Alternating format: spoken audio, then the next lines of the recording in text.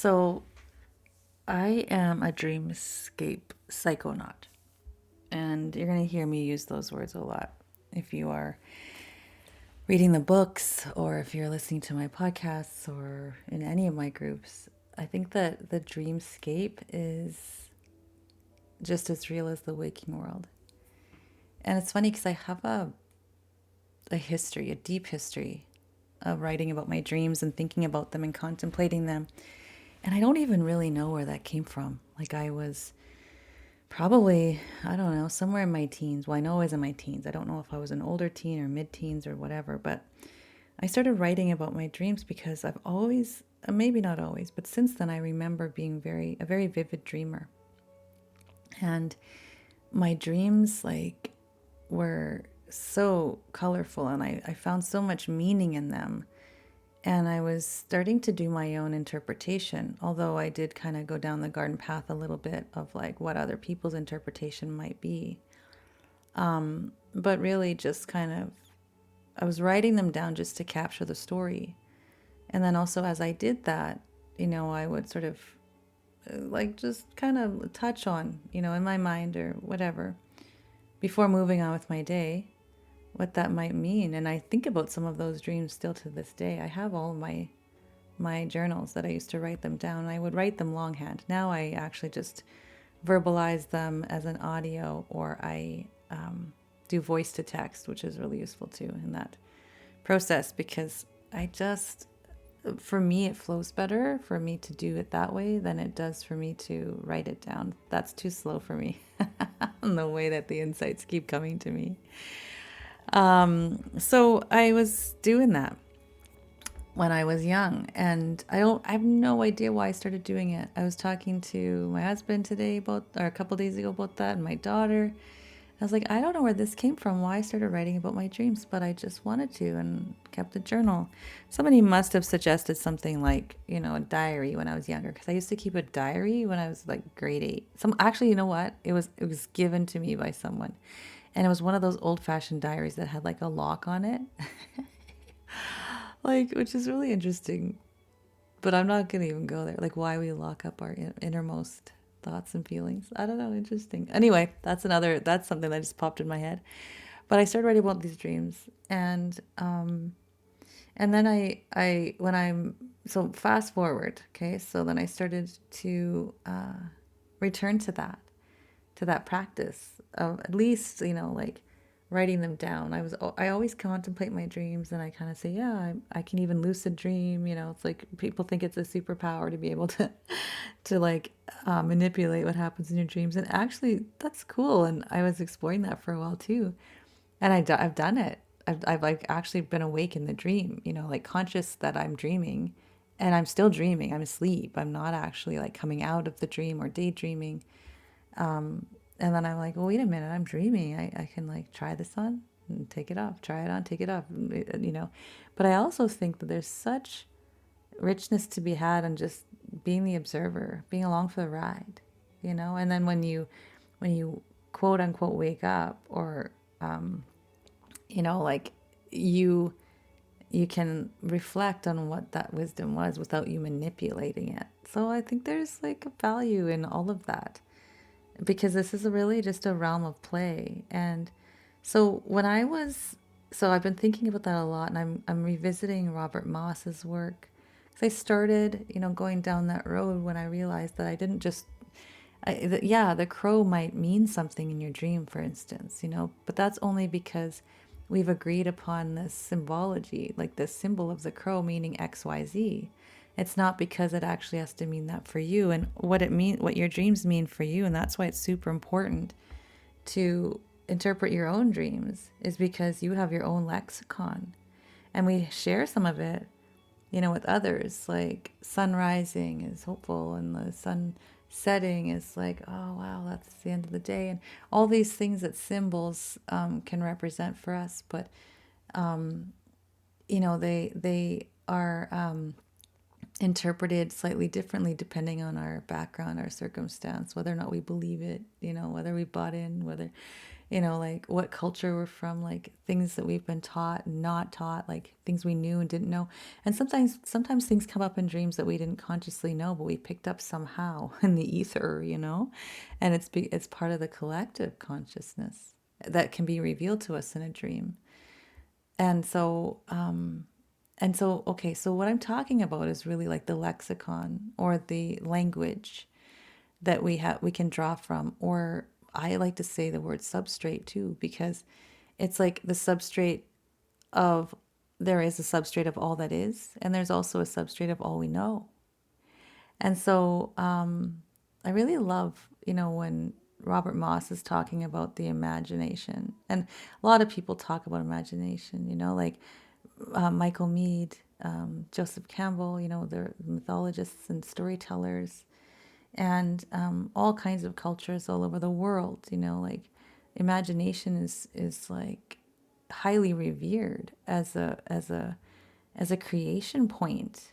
Like we've forgotten in a lot of Western cultures that, in our Western culture, that imagination, if we can't imagine anything, there's no innovation, there's no growth, there's no newness, there's nothing that can actually be manifest if we can't imagine it first, or don't imagine it first, right? So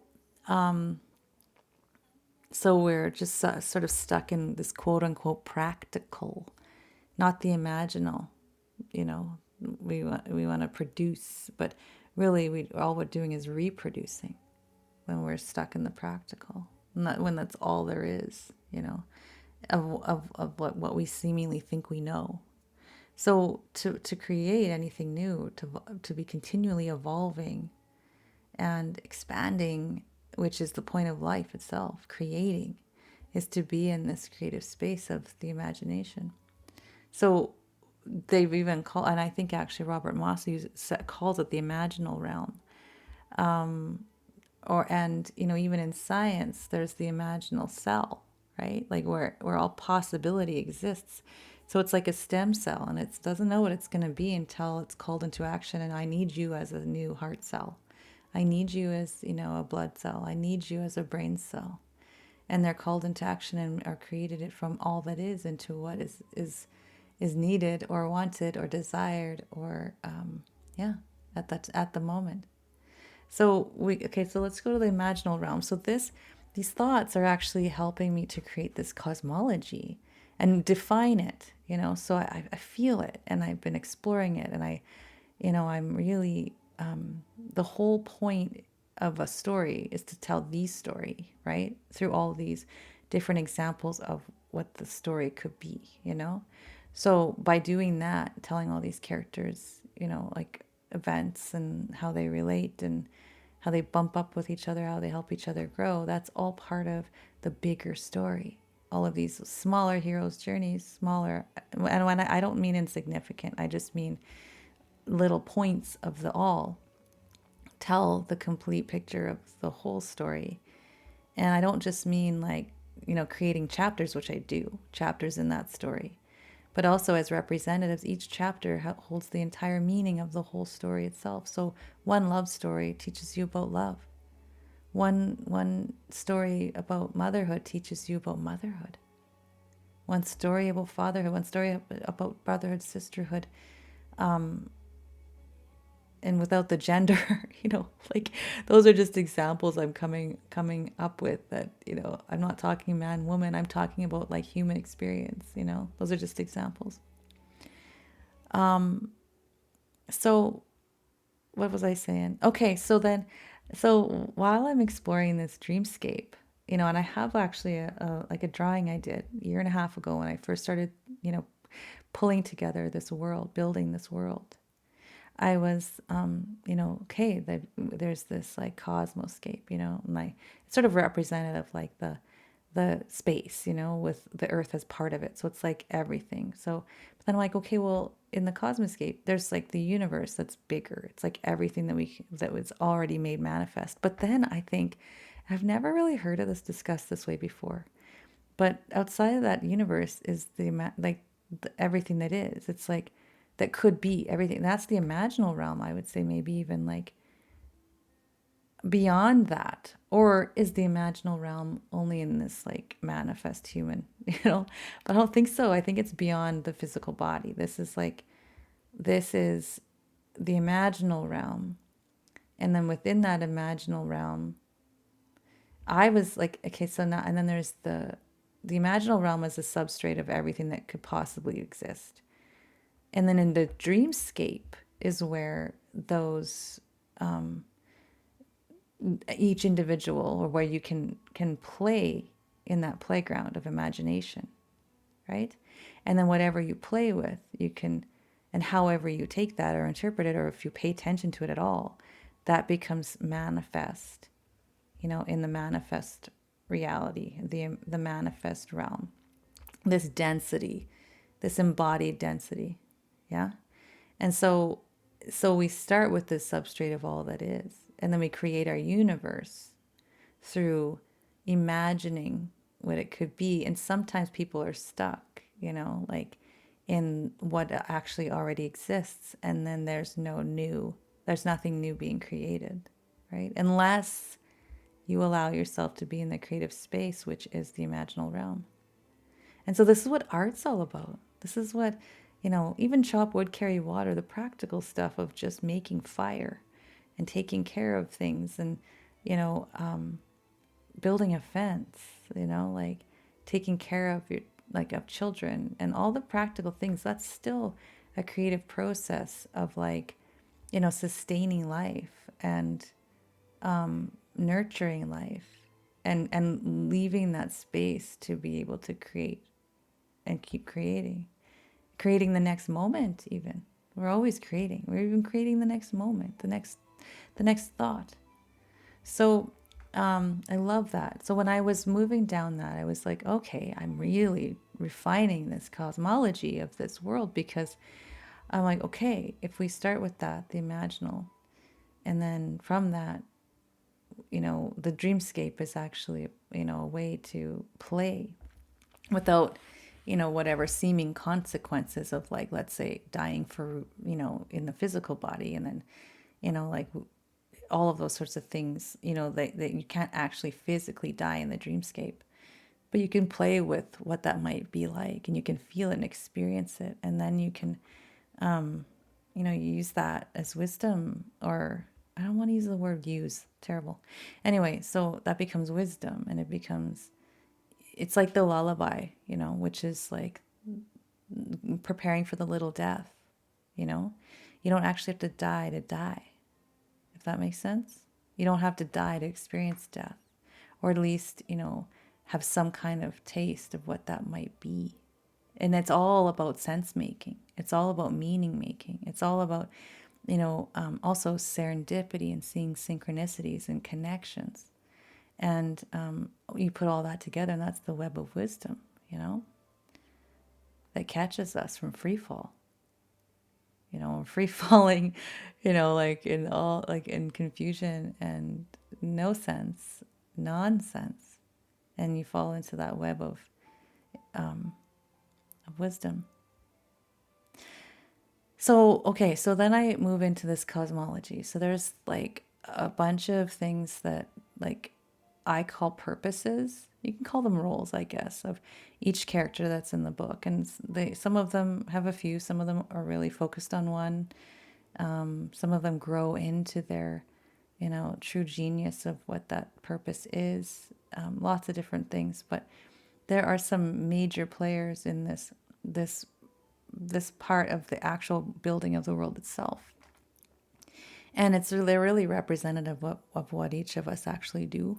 Like we each create our own reality, which is part of, it was one of the overarching themes that we've come to understand, is that we all create our own reality, all these small R realities. And it's not even a reality of even the next person sitting beside us, because all of our perspectives are so different.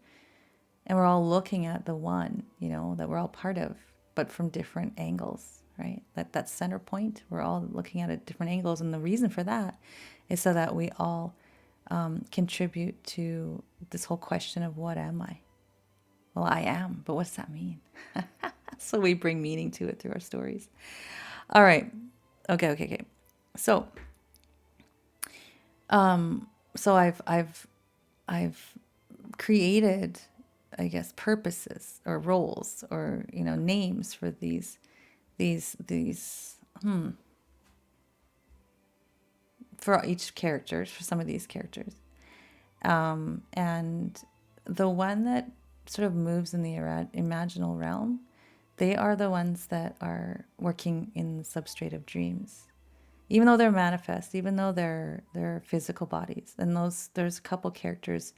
Arcturus is one of them. He's more of the cosmic, kind of character. And also Kilo, his name actually means DayDreamer. And so they learned how to work in this substrate of the imaginal realm. They did instinctually, but the more aware they are and conscious of that power that they have and are able to define it a little better, not analyze and pick it apart and this whole left brain kind of dissection, fragmentation, they realize they know how to bring it together. Okay, so they see the parts but recognize the whole. I got to turn this off.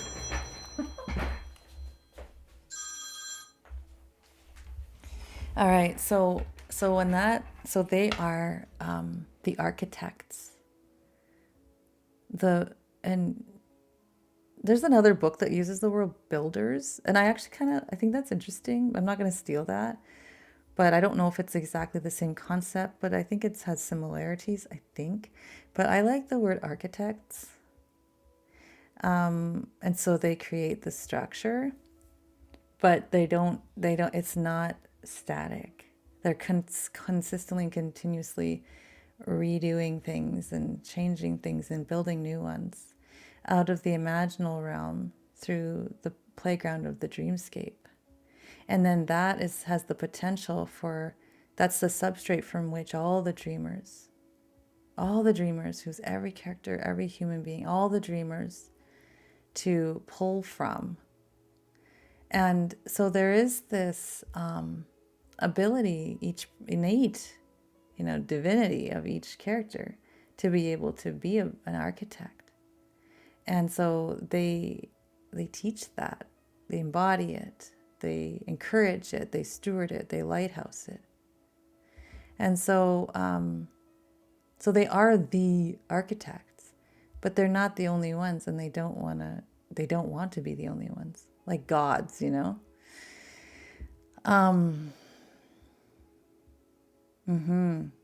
So then we have that happening, and then the story comes in, right, where the dreamers are creating these stories, and some don't realize it. They tell the stories in their heads. I mean, even in practical life, we can think about this. Like, what stories are we telling ourselves? What is my myth? What are the myths I'm telling myself as in falsity? And what's the myth I'm telling myself as far as the divinity of my life? This is a myth. This is goes down as legend. This is the metaphor of me. This is the story of me. And that's the myth I'm talking about, capital M myth.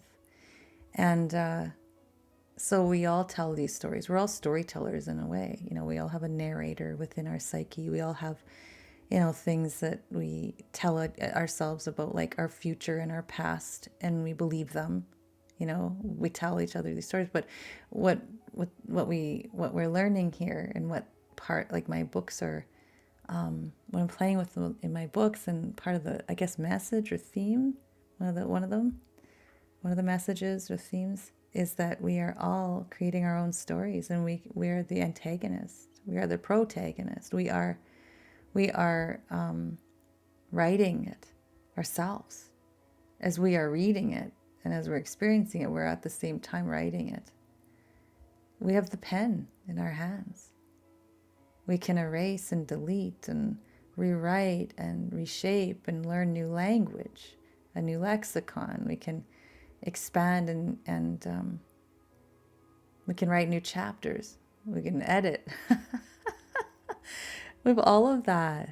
that power to do every single one of those things. And it's not a power over. It's a it's not an aggressive power. It is like, I don't know how to explain it. I have no words for that. I have to come up with words for that. So as we do that, we have representative characters that actually embody this whole, like, the role of the story.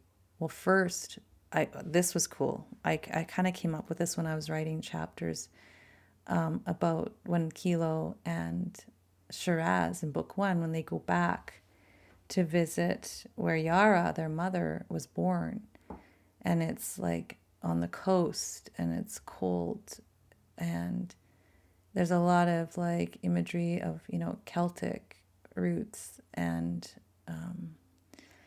sort of being cold to the bone, but also being like a very stoic people, where they don't need a lot of like frillies, and they don't miss it because they don't need it. And there's nothing to feel sorry for. It's just they live, and but there's still a lot of like, like lots of love. It's not a coldness. It's a satisfaction, a deep satisfaction. And there's like, there are ships and lighthouses and all kinds of imagery like that. And so when I was exploring that, I was thinking about the storyteller, because this is it's only the second storyteller that shows up in the books. The first one opens up the series with a story. And then, so it's Finn. And I'm like, okay, well, he's a storyteller. He's young. He's just learning. He's a young boy. He's 15 in these scenes. And, but he's already this natural storyteller. And then I was like, well, wait a minute. There's a difference. I was like, am I going to call them story weavers? Are they storytellers? Are they story keepers? Are they fire keepers? And I thought, oh, there's a different layer. There's a different meaning to each of these roles. And so we have the story. So now that we've got these architects and all the dreamers that can create from this substrate that the architects are creating, and the dreamers can move into the role of architect. And then we've got this aspect of the story maker. And so maybe the architects are the story makers. We could call them that too. But so the architect creates the substrate, and the story maker creates the story from that. Okay? So the story makers create the story from that substrate, the architecture, the building blocks. And then the story maker, the next role would be the story weaver, is to weave together all of those individual stories. And this is where you see connection points between all the characters and all the events, and you start to see like, oh my God, that never would have happened had that thing not been planted 30 years before. That seed, that tree wouldn't have been in chapter 4 had it not been planted in chapter 1.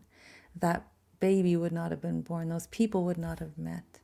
And then why do they meet and why do they intersect? And there's that whole question of serendipity and of coincidence and all the epiphanies that happen as the pattern actually reveals itself in this tapestry of being and of story. So this whole book is a tapestry, and as you read it, you start to see all the points of connection. So even the reader themselves becomes the weaver, becomes the story weaver. And there are characters in the book, and one of them is Kalea, who weaves the stories together, who sees all the patterns, who literally can like have eyes open in the manifest world and the physical world and see all these threads, the sacred geometry of everything, how it's all connected in the seeming chaos. There are other characters in the books too that have a lexicon, like, I call them multilingual. And it's not just spoken language, it's languages of, like, and it's not just body language, all the senses, there's like expression and all that kind of stuff. But there's also other languages and decoding and recoding. all kinds of things that happen throughout the books too in relation to that, and how we tell the stories and the language with which we have, like the tools we have developed so far to be able to do that. And yeah, learning to speak new languages. So, okay, I digress. So we've got the story makers. We have the story weavers, weaving those stories together, how they intersect, making the connections. So she seeing the connections, really. Like they make them, but only because they exist already. Right? And then we've got the story keepers, like the elders, the people that hold those stories close and they tell them, but they keep them. There's legacy involved, and the storytellers are like, the beginners in this, like starting to tell the stories and share them, like Finn. So I parsed those out because I didn't know which word to choose, and I thought that there was one, but there isn't. They all have a different role. Yeah, and this whole concept of story, of at where we make our meaning. And then, when we have meaning, things matter to us, and what matters becomes matter. It's what we create. Becomes literally, physically manifested. What matters to us matters. Becomes matter. Okay, so I don't know. I think that's all I want to say about that. It's really useful for me to just like verbalize this, and I'm really it's really fun to share it excuse me, with anybody who is interested, like, and I'm hoping that some way down the line, years from now, people will listen to this and go, that was freaking cool, like how that thought process went to create these books I'm reading right now in my hands, that I'm reading to myself, curled up with some hot cocoa, which I drink a lot of cacao every morning. It's like my favorite thing to open up my heart and my big mind, my capital M mind, to this consciousness that wants to flow through me, these stories that want to flow through me. Or people who are reading it to their kids, Most of it you can read to your kids. Or just sharing it with giving it as gifts. I just got this as a gift. Like I'm really, really, really putting out into the world in vibration that this reaches you, and that you're really enjoying the unpacking of how it was created. So thank you for playing.